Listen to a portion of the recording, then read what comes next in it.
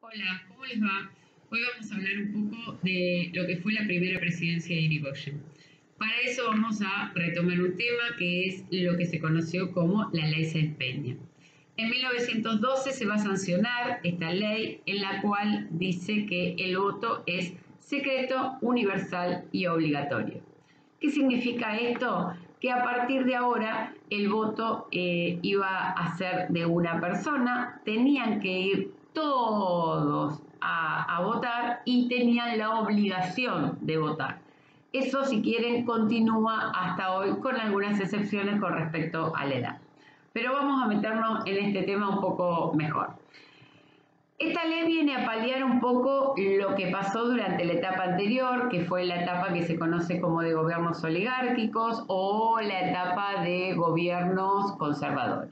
Durante toda esa etapa fue muy común ver cómo se realizaba fraude. ¿A qué le llamamos fraude electoral? A cambiar boletas, a no dejar participar a todo el mundo en las elecciones, a cambiarle el voto a la persona, y al ser el voto cantado era muy fácil hacer un cambio de voto porque vos me decías una cosa, yo podía anotar otra, teniendo en cuenta que tuvimos, sobre todo en la etapa de 1880, un gran problema de analfabetismo en el país, que se palió ya a esta altura por una ley que es de 1884, mucho más vieja, que es la 1420, que es la Ley de Educación Primaria Gratuita, Laica y Obligatoria. Bien, volvamos un poco a Irigoyen. Gracias a esta ley Sáenz Peña se va a poder votar de manera libre y en 1912 se va a utilizar principalmente para una elección de diputados en la provincia de Santa Fe, donde también va a ganar el el partido de la Unión Cívica Radical. Irigoyen pertenecía a la Unión Cívica Radical y va a ganar la presidencia en 1916. Tengamos en cuenta ahora que todas las presidencias que vamos a hablar ahora son presidencias que duran 6 años. ¿Ok? Bien. Esta primera presidencia de Irigoyen la va a ganar aproximadamente por el 43% de los votos, pero va a tener algunas dificultades ya que va a tener el Congreso en contra, donde van a seguir gobernando o van a tener, mejor dicho, mayoría los grupos conservadores, los que estábamos hablando anteriormente, y en las provincias también va a ser mucho más los gobernadores que pertenecen al Partido Conservador que los que pertenecen al Partido de la Unión Cívica Radical. Ahora bien, tengamos en cuenta cuál es la base electoral del radicalismo. Bien, la base electoral del radicalismo va a ser básicamente lo que se conoce como la clase media, ¿sí? Si bien es un partido muy heterogéneo, es decir, que tenés distintas personas de distintas clases sociales, pequeños industriales, estudiantes universitarios, etcétera, etcétera, la base real es lo que nosotros llamamos la clase media. Y tiene que ver principalmente con el objetivo que tenía Irigoyen en esta primera presidencia, que era en parte reparar un poco el sistema de lo que había sido estos gobiernos conservadores, donde se había gobernado para una élite y en realidad mucha gente había quedado fuera del sistema. Comienza la idea de una redistribución más equitativa del dinero, no todo que vaya para un mismo sector, sino que, a ver, ¿cómo les puedo decir? Es como que lo que quería Irigoyen era un poco como reparar los errores que se habían cometido en la etapa anterior.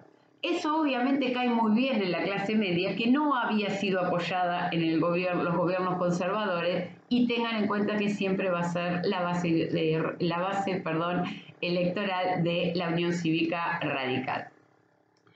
Si hablamos en lo que tiene que ver desde el punto de vista internacional, tengan en cuenta que esta primera presidencia va a estar enmarcada en lo que ya vimos como la Primera Guerra Mundial.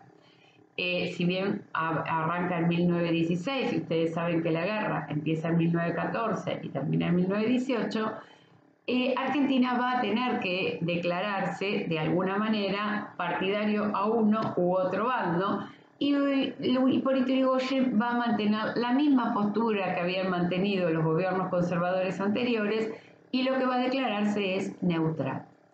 ¿Qué es neutral? no soy de uno, no soy del otro. Pero va a tener una neutralidad que le vamos a llamar una neutralidad activa. ¿Por qué? Porque a nosotros nos hundieron un barco los alemanes y al ser neutrales, nosotros pudimos reclamar que nos tenían que resarcir por ese daño que se había hecho. Durante la etapa conservadora eso no había pasado y Irigoyen va a reactivar eso para que sí pase, es decir, que nos redistribuyan aquello que nos habían dañado cuando no debían hacerlo, ya que nosotros pertenecimos durante toda esta Primera Guerra Mundial como país neutral. Lo que tiene que ver con lo económico es algo bastante simple y es algo que, si quieren, lo vamos a ir repitiendo a lo largo de distintas presidencias. Se va a mantener como base el modelo agroexportador. Eso ténganlo en cuenta, el modelo agroexportador va a continuar. Va a haber algunos cambios, sin duda. Se van a empezar a exportar menos carne que antes y se van a empezar a exportar más cereales. En ese momento los cereales más importantes eran el trigo, el maíz, el lino, etcétera. Esos van a ser, si quieren, los cereales más importantes de la época y eso es lo que vamos a exportar. Nuestra base económica siempre se va a basar en el modelo agroexportador. Ahora bien, durante también esta etapa y luego de la guerra, es decir, cuando finaliza esta guerra, el sistema, como yo les decía, del modelo de exportación de carne va a caer, no se va a exportar tanta carne como se exportó durante la Primera Guerra Mundial, y al comenzar esta producción, digamos, agrícola, las estancias se van a mezclar y es por eso que ustedes van a ver de que comienza lo que se llama la estancia mixta. ¿Qué es la estancia mixta? La estancia donde tenés una producción de granos y donde también tenés animales. Digamos que sería una agropecuaria, ¿sí? Una estancia que se dedica a las dos cosas. Tengan en cuenta que para que una estancia pueda dedicarse a estas dos cosas, se necesitan grandes extensiones de tierra. Ustedes van a ver que creo que en el libro les habla de latifundios. Los latifundios son las grandes extensiones de tierra. Ahora, ¿qué pasaba con el que no era dueño de las tierras? El que no tenía las tierras, que las tenía que arrendar o alquilar, si quieren, para entenderlo mejor. No había una ley de arrendamiento clara que favoreciera al mediano productor o a este productor que, mejor dicho, que tenía que alquilar, no era el dueño del campo. Entonces se va a firmar durante el gobierno radical lo que se llamó la ley de arrendamiento, que va a favorecer a estas personas, ya que lo que va a determinar es que ese arrendamiento o ese alquiler tenía que ser de por lo menos 4 años cuando hablamos de aproximadamente 300 hectáreas de campo. Eso significa que un productor podía ir programando lo que iba a ir haciendo en 4 años. Tengan en cuenta que las producciones no es algo que lo pongo hoy, lo saco mañana y demás, sino de que yo tengo que tener una organización para que la producción sea la debida. Esto de la ley de arrendamiento va a ser algo muy importante principalmente para estos sectores y eso fue ganarse, si quieren, el beneplácito o más adelante nuevamente el voto de lo que se van a llamar como los chacareros, ¿sí? Los chacareros también van a ser una base electoral de la Unión Cívica Radical. Irigoyen va a apelar a distintas cosas o a distintas estrategias para mantener un poco el orden dentro de su gobierno y principalmente para lo que hablamos anteriormente, que era la idea de redistribuir la riqueza. Ustedes van a leer una palabrita que se llama el patronazgo. ¿Qué significa el patronazgo? Es la idea de que el Estado toma empleados públicos, ¿sí? Acá comienza en parte lo que se llama el agrandamiento del Estado, que hoy nos pasamos hablando que hay que achicarlo. Bueno, van a ver que se fue agrandando a lo largo de los años en casi todos los gobiernos. El Estado se va a ir agrandando, entonces, ¿qué es lo que esto significa? Si yo doy más empleo, lo que estoy haciendo es crear una clase media cada vez mayor, y esa clase media, como yo les dije anteriormente, es la base electoral de la Unión Cívica Radical, así que era bastante lógico que Irigoyen apoyara a ese sector para obviamente que lo sigan votando. Bien, ahora, también va a apelar a algo que se llamaron intervenciones federales. ¿Qué significa la intervención federal?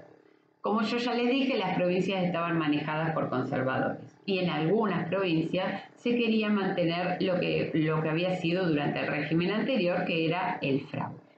Entonces, ante distintos inconvenientes que había en las provincias, el gobierno central, es decir, el gobierno de Hipólito Yrigoyen, va a mandar a algún representante a esa provincia, van a correr al gobernador que estaba hasta que las cosas se mejoraran, y a eso es lo que le llamamos intervenciones federales. Se va a intervenir la provincia por parte del Poder Ejecutivo, no importa el color que sea. Es decir, si una provincia había ganado los conservadores, pero los conservadores estaban haciendo mal las cosas, el gobierno de Irigoyen se presentaba en la provincia y se quedaba instalado en el gobierno hasta que las cosas mejoraran. Bien, a eso van a ver que se apeló varias veces durante el gobierno de Irigoyen, no solamente una. Si bien durante el gobierno Irigoyen va a tener varios conflictos, el movimiento obrero va a estar bastante revolucionado. La etapa anterior fue una etapa donde a Argentina llegaron muchísimos inmigrantes. Los inmigrantes van a llegar al país con ideas distintas, ideas nuevas para nuestro país, que era un país bastante nuevo con respecto a lo que pueden ser los países europeos. Y lo que tenga que ver con el movimiento obrero se va a dividir en tres partes. Un movimiento obrero anarquista, teniendo en cuenta lo que es el anarquismo, el que está casi en contra de todo, ¿sí? Está en contra del gobierno, está en contra del sistema, quieren crear un sistema mucho más abierto, no están en contra de las cosas estipuladas, para decirlo de alguna manera. ¿Y a qué apelaba los anarquistas ante un problema? Directamente a la huelga general. Esa era la idea central del anarquista. Vamos a una huelga general. Por otro lado van a estar los socialistas, también una idea que van a traer, se va a venir, si quieren, europea, que si bien todo van a apelar a las huelgas también, pero también van a apelar a la negociación. Y algo importante, tengan en cuenta que el socialismo, al ser un partido político, también la idea era pelear en las elecciones. Entonces, los cambios no se hacían únicamente con huelgas, los cambios se hacían participando en elecciones. ¿Para qué? Para que si alguno de estos obreros o algunos de estos grupos sindicales podía llegar al Congreso o a otras esferas del poder, cambiar la situación obrera. Es el único de los tres que lo quiere hacer a partir de la política. Y después el sindicalismo, que es el más común y si quieren es el que perduró en el tiempo, que es el que va a tener la mejor relación con Irigoyen, ya que la idea era sí o sí ponerlos, hacer una huelga, pero poder transar entre lo que tenga que ver con el gobierno y la patronal. La patronal, ¿quiénes son? Los dueños de lo que sea, los dueños del campo, los dueños de la fábrica, los dueños de lo que quieran. El sindicalismo lo que trata es de negociar.